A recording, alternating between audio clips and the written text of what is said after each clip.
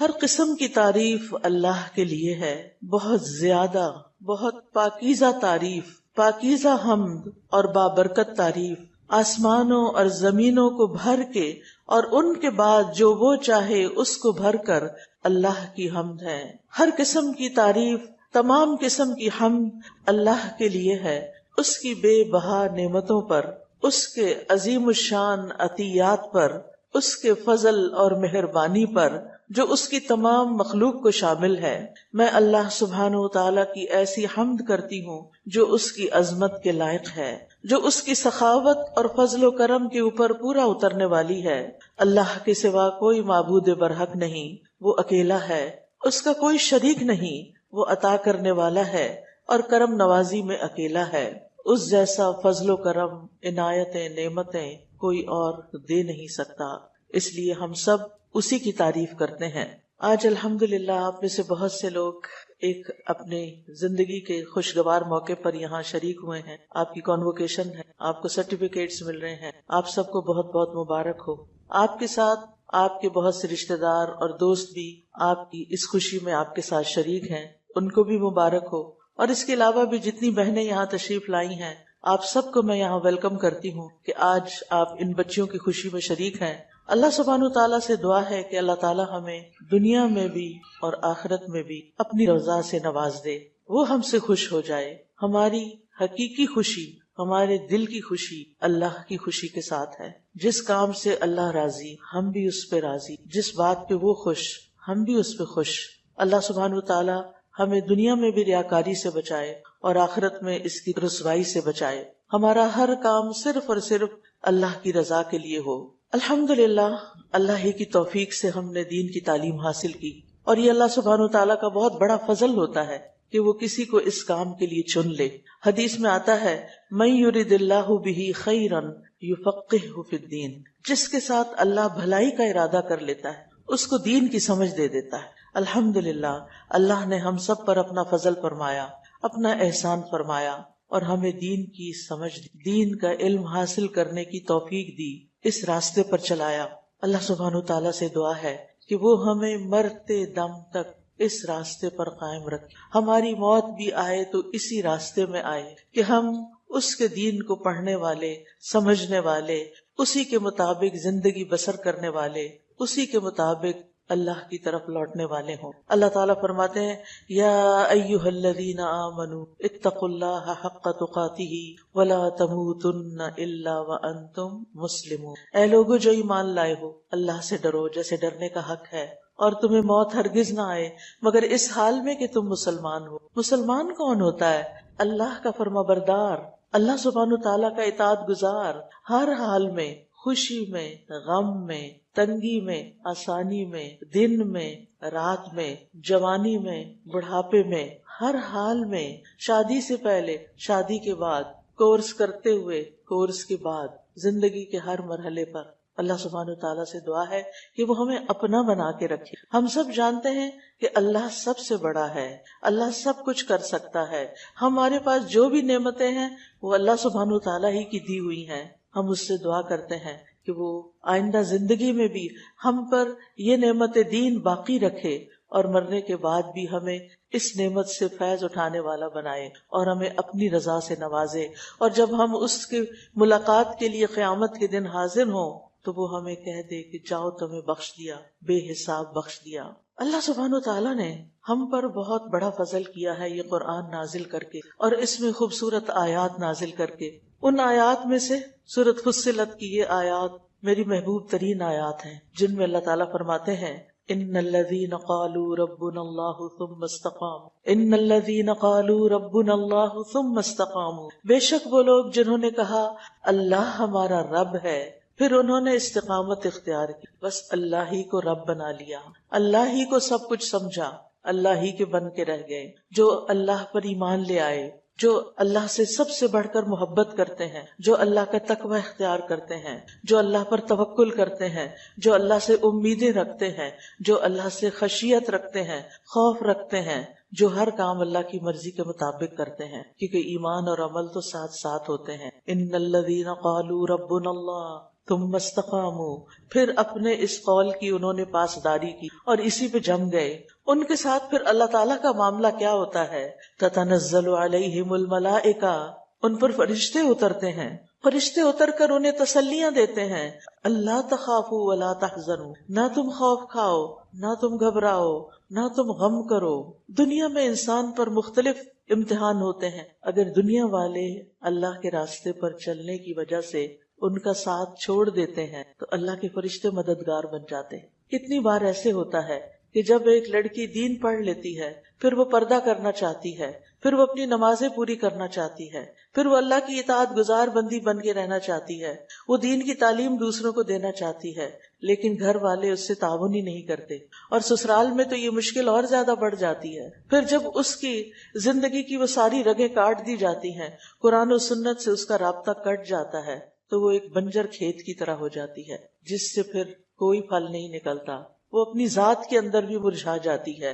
ایسے میں کتنا ضروری ہے کہ کوئی اس کا ساتھ دے جو ایسے حالات میں بھی جمع رہے، اللہ کو پکارتا رہے، اللہ کی مدد طلب کرتا رہے، اللہ کی کتاب کے ساتھ اپنا رشتہ نہ توڑے، اللہ کی کتاب کو پڑھتا رہے، اور چاہے ایک شخص بھی مل جائے اس کو آگے پڑھاتا رہے.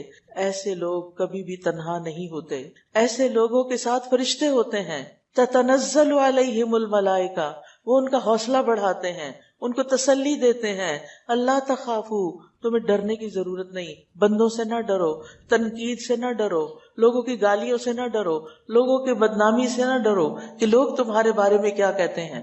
کیونکہ ہوتا یہی ہے کہ جو شخص دین کی طرف آتا ہے پھر اس کے خلاف شیطان دوسروں کو بہکاتا ہے، اور پھر وہ لوگ اس کے خلاف کوئی نہ کوئی بات کرنا شروع کر دیتے ہیں. ایسے میں انسان کو کبھی بھی ڈرنا اور گھبرانا نہیں چاہیے.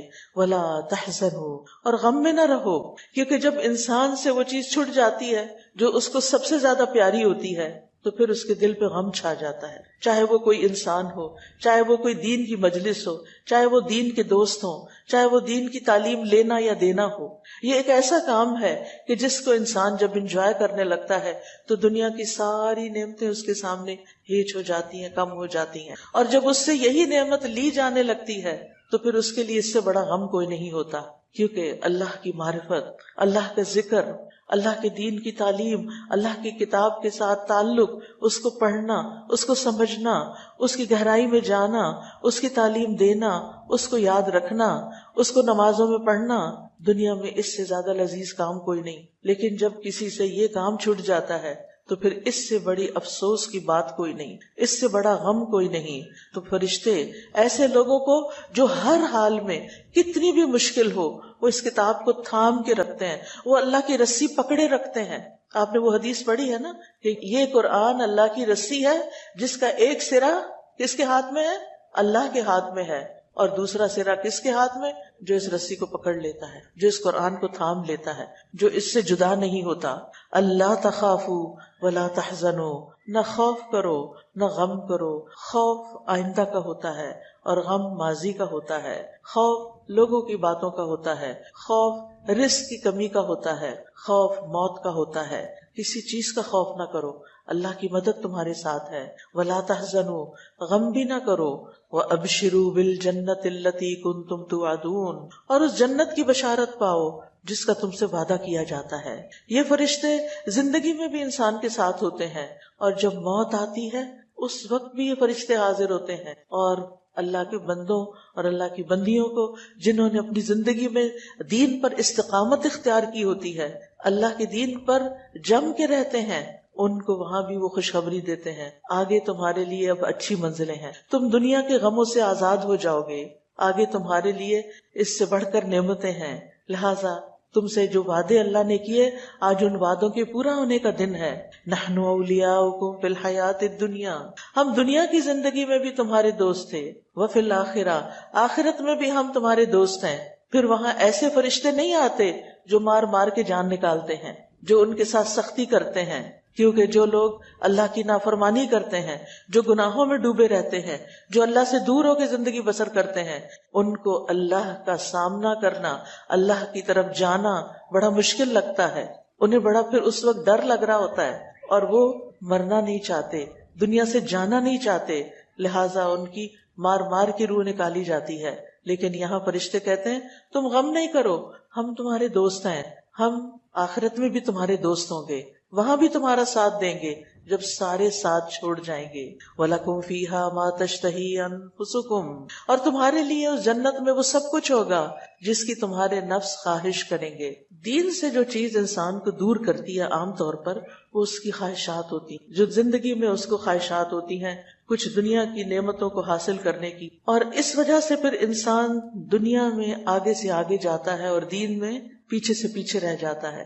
جب ایک انسان اپنی خواہشات کو کنٹرول کر لیتا ہے اور ان کو لمیٹڈ کر لیتا ہے کہ بس اس حد تک میں جاؤں گا، اس سے آگے میرے رب کا وقت ہے، اس سے آگے میرے دین کی خدمت کا وقت ہے، لہٰذا ایسا شخص پھر اس کے لیے خوشخبری ہے کہ آخرت میں تمہاری ساری خواہشات پوری ہو جائیں گی، یعنی اللہ سبحانہ وتعالی وہاں تمہیں وہ سب کچھ دے دے گا جس کی تمہیں دنیا میں محرومی رہی۔ وَلَكُمْ فِيهَا مَا تَدَّعُونَ، تمہیں وہ سب کچھ ملے گا جس کو تم طلب کرو گے، جو چاہو گے ملتا چلا جائے گا۔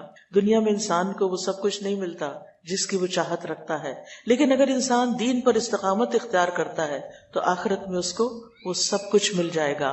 وَلَكُمْ فِيهَا مَا تَشْتَهِي أَنفُسُكُمْ وَلَكُمْ فِيهَا مَا تَدَّعُونَ نُزُلًا مِّنْ غَفُورٍ رَحِيمٍ، یہ مہمانی ہے غفور الرحیم رب کی طرف سے۔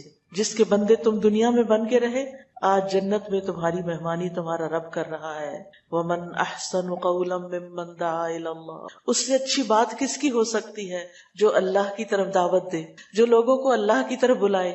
گویا سب سے اچھی بات اس کی ہے جو لوگوں کو اللہ سے جوڑتا ہے، جو لوگوں کو مختلف طریقوں سے اللہ کی طرف دعوت دیتا ہے، اللہ کے دین کی طرف، اللہ کی عبادت کی طرف، اللہ کی محبت کی طرف، اللہ کے خوف کی طرف، کہ لوگوں اللہ والے بن جاؤ۔ وَلَٰكِن كُونُوا رَبَّانِيِّينَ بِمَا كُنتُمْ تُعَلِّمُونَ الْكِتَابَ وَبِمَا كُنتُمْ تَدْرُسُونَ، لیکن تم ربانی بن جاؤ، رب والے بن جاؤ، کیونکہ تم کتاب پڑھتے تھے، پڑھاتے تھے۔ تو سب سے اچھی بات اس کی ہے جو لوگوں کو دین کی دعوت دے، اللہ کی طرف بلائے۔ وَعَمِلَ صَالِحًا، اور خود اچھے عمل کرے۔ وَقَالَ إِنَّنِي مِنَ الْمُسْلِمِينَ، اور وہ کہے کہ میں تو یقیناً مسلمان۔ تو کرنا کیا ہے؟